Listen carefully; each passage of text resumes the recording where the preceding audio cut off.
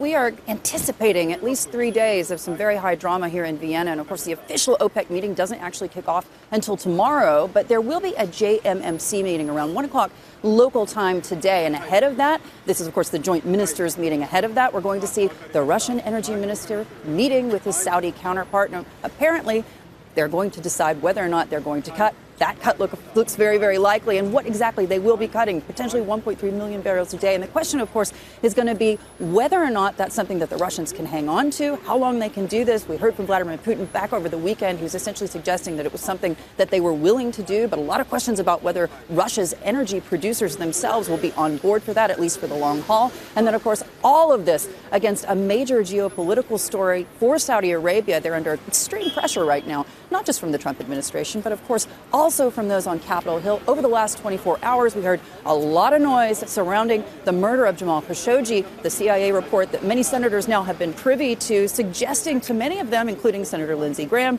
that the Crown Prince of Saudi Arabia was directly involved. Let's listen in. You have to be willfully blind not to come to the conclusion that this was orchestrated and organized by people under the command of MBS, and that he was intricately involved in the demise of Mr. Khashoggi. Open source reports show that he had been focusing on Mr. Khashoggi for a very long time. It is zero chance, zero, that this happened in such an organized fashion without the Crown Prince.